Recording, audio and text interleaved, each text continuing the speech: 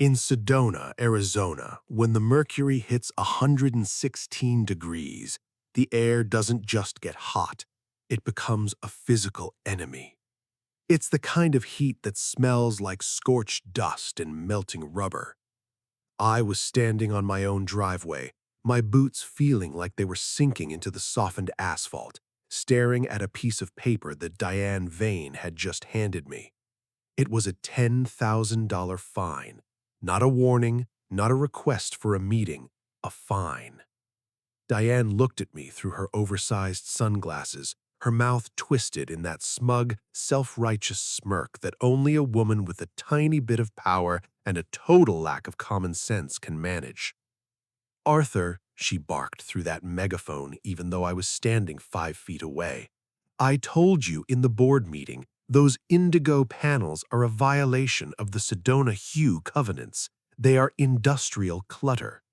If you don't have these pallets off the property by sunset, we're beginning the foreclosure process on Monday. We have a luxury brand to protect." I looked past her toward my front window. I could see Martha sitting in her recliner. She was pale, clutching a cooling rag to her neck.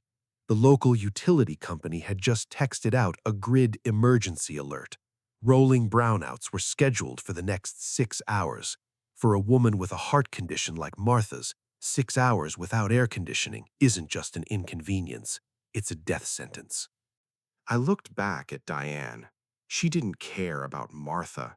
She didn't care that the grid was buckling under the weight of a record-breaking heat wave. She cared about the Sedona hue, a specific, boring shade of terracotta paint that she thought gave her life meaning. Diane thought she was dealing with just another retiree who would grumble, complain to his friends at the VFW, and then write the check to keep the peace. She had no idea who I was. She didn't know that for 42 years, I was the lead load balancer for the Western Interconnection. I was the man who decided which cities got power and which ones stayed in the dark when the heat hit the fan. Diane wanted a fight about power. Fine. I decided right then and there that I wasn't just going to install my panels. I was going to look under the very dirt her house was built on and see who really held the deed to the Crimson Canyons' survival. I've lived my life by a simple set of rules. Respect your neighbors, pay your taxes, and never, ever ignore a system imbalance.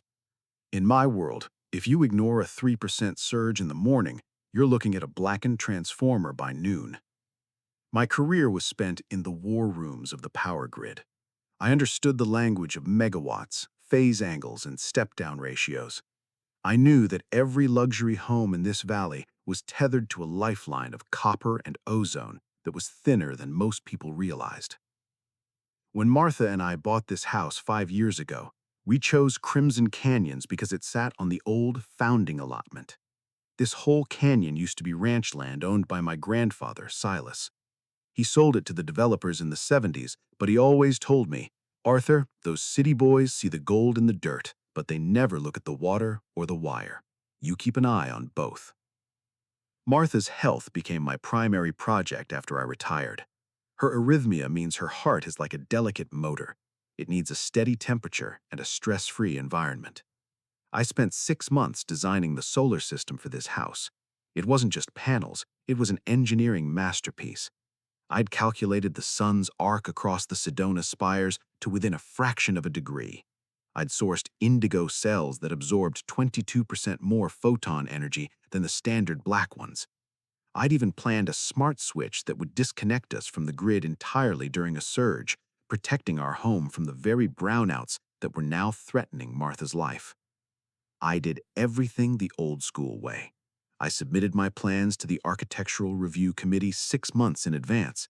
I cited Arizona Revised Statute 331816, which clearly states that an HOA cannot prohibit the installation of a solar energy device.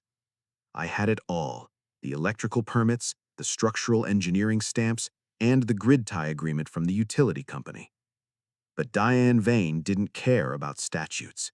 She ran the HOA board like a private mob. She'd stacked the board with her friends, People like Rick, who spent his days measuring the height of people's hedges with a digital ruler. To them, the law was something that applied to other people. In Crimson Canyons, Diane's aesthetic vision was the only law that mattered. The harassment started the day after I moved the pallets into my driveway. Diane didn't just find me, she went for the throat. Every morning at 6 a.m., I'd hear the whine of Rick's golf cart.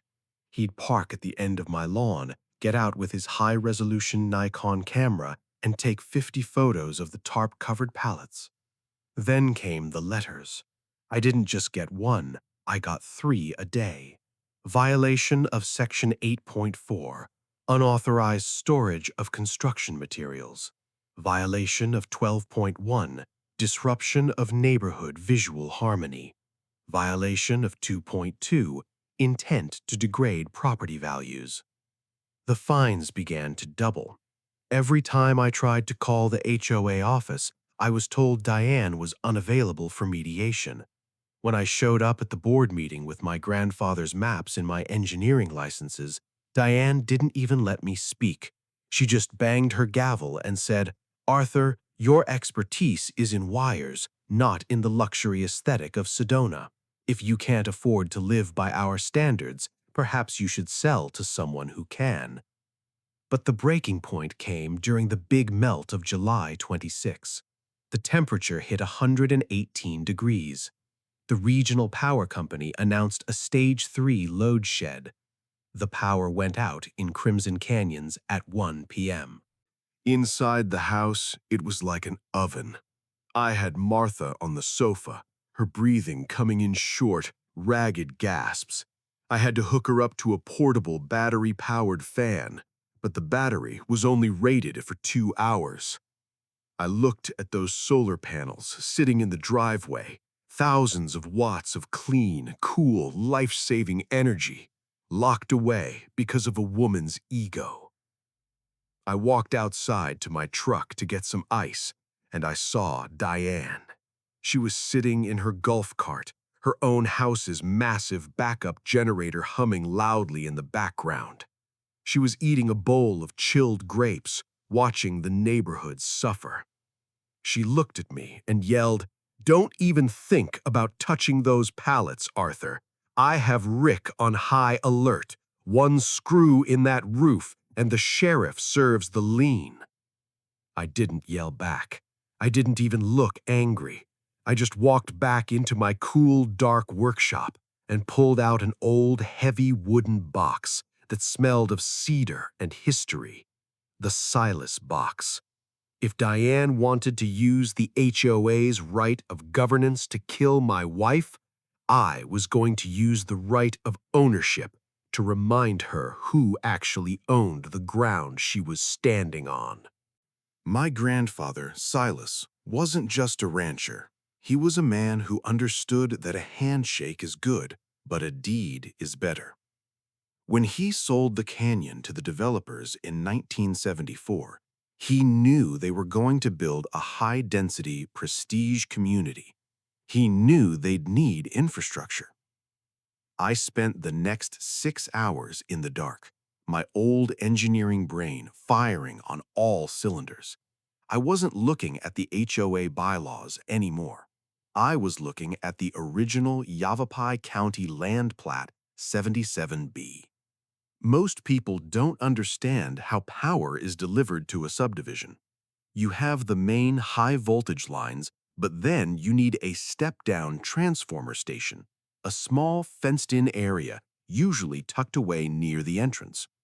In Crimson Canyons, that station is located in a little cul-de-sac right behind my property line.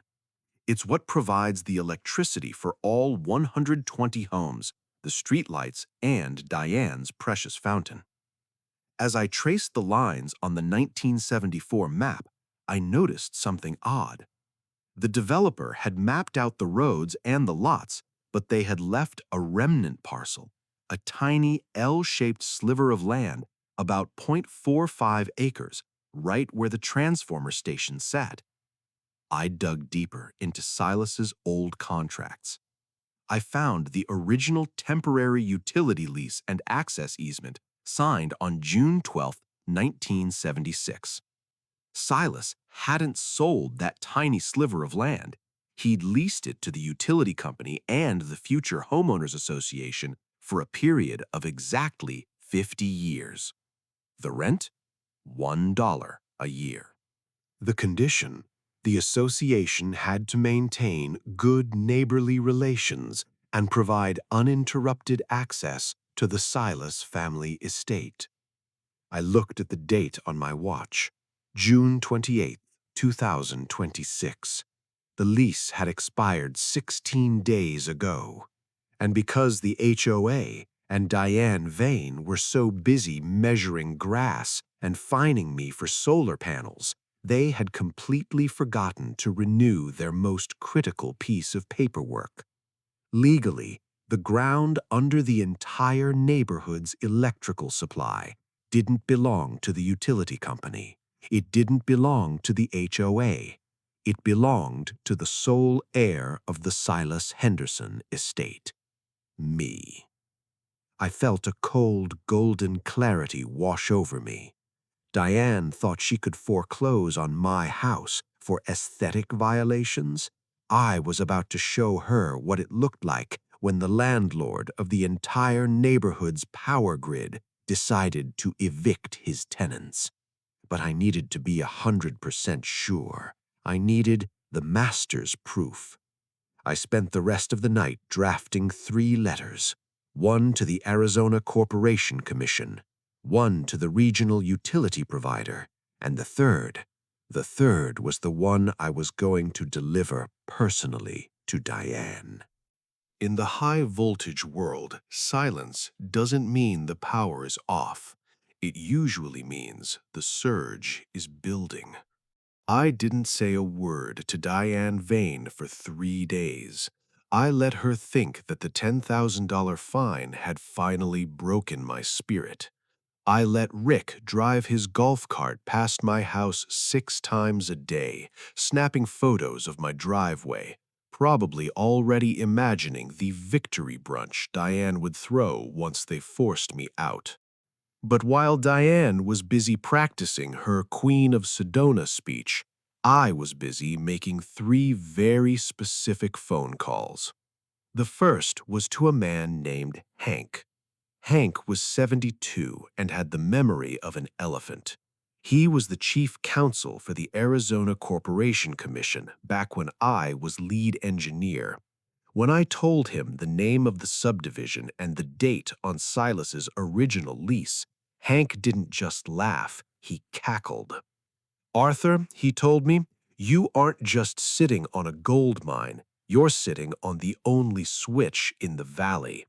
You let me handle the utility regulators. You just worry about the ground." The second call was to a private surveying team I'd worked with for years. These guys were professionals, the kind of men who use satellites to measure an inch of dirt. I told them I wanted the L-shaped Silas parcel marked out, not with little wooden stakes, but with 3-foot-high orange metal poles and bright blue surveying tape. I wanted it to look like a crime scene. The third call was to a professional process server named Vinny. I wanted Diane to feel the physical weight of a legal document in her hand. No emails, no CCing the board. I wanted it personal.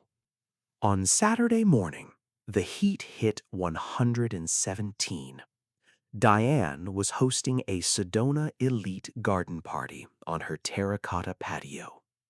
I watched through my binoculars as Vinny, dressed in a plain black suit, walked right past her gated entrance and handed her a bright indigo folder. It wasn't an appeal for my solar panels. It was a notice of immediate revocation of access and demand for infrastructure removal. In plain, cold American legal English, I informed the Crimson Canyons HOA that as the sole heir and owner of Lot 0-X, I was formally revoking their right to occupy my land. I gave them exactly 48 hours to remove the step-down substation, the community gatehouse, and 30 feet of the primary paved entrance road from my property. I informed them that at 8 a.m. on Monday morning, I would exercise my right as a property owner to secure the perimeter with a reinforced steel fence. Diane probably thought it was a bluff. She probably thought a retired old man in a flannel shirt couldn't possibly own the road to her mansion. She was about to find out that when you stop respecting your neighbors, you lose the right to share their ground. Diane called an emergency board meeting on Sunday night. She had spent the last 24 hours calling every resident, telling me that I was a dangerous radical who was trying to hold the neighborhood's safety hostage. She wanted a public execution. She wanted the neighbors to sign a petition to have me forcibly removed. When I walked into that clubhouse, the room went stone-cold silent. I could see the faces of my neighbors, good people, hard-working people who had been bullied by Diane for years. Some looked at me with fear, others with a glimmer of hope. Diane banged her oversized gavel so hard the sound echoed like a gunshot. "Arthur Henderson," she shrieked, "you have crossed a line that even your age cannot excuse. You sent this lunatic document to my home, claiming you own our entrance. You are attempting to harass this board because we denied your industrial-grade eyesores. Well, I have news for you. We've already contacted the county sheriff. You'll be in a cell before you see a single solar cell on that roof." I didn't go to the microphone. I didn't need to. I just walked to the front of the room, leaned my poster board against her podium, and pulled back the black cloth. It was a blown-up, high-resolution scan of the 1974 Silas Henderson deed. I had used a neon yellow highlighter to circle the L-shaped parcel. "Diane," I said, my voice low and steady, the voice I used when a transformer was about to blow and I needed my crew to stay calm. "You spent $15,000 of our community dues last year on that gold-plated fountain in the front circle. Maybe you should have spent $50 on a title search." I pointed to the neon yellow box on the map. "This is the Silas parcel. It's exactly 0.45 acres. It contains the neighborhood transformer, the gatehouse you're so proud of, and the only paved entrance to this subdivision. My grandfather leased this land to the developers for 50 years as a gesture of goodwill." I clicked a laser pointer on the date at the bottom. "That lease expired on June 12th, Diane. You've been trespassing on my private land for over 2 weeks, and you've been doing it while fining me $10,000 for trying to use the Arizona sun to keep my wife's heart beating." The room didn't just go quiet, it went void. You could hear the hum of the struggling AC unit. Diane's face went from a leathery orange to a sickly, mottled gray. Her mouth opened and closed like a fish out of water. It's an implied easement, our lawyers said." "Your lawyers are looking at the subdivision bylaws, Diane. I'm looking at the state land grant records. Implied easements don't apply to commercial utility leases that have been allowed to lapse. I've already spoken to the Corporation Commission. They've flagged this substation as operating on unsecured land. They won't even send a repair crew here until a new lease is signed." I stepped closer to her, right into her personal space. Rick, her enforcer, tried to step in, but one look from me made him remember he was just a guy with a measuring tape. "So here are my terms," I announced to the room. 1. Every fine issued to me or any other resident for aesthetic solar violations is voided and refunded tonight. 2. The Sedona Hue covenants are rewritten to include indigo solar panels as a pre-approved material. 3. The HOA board is dissolved, and we hold a new election where common sense is a requirement for office.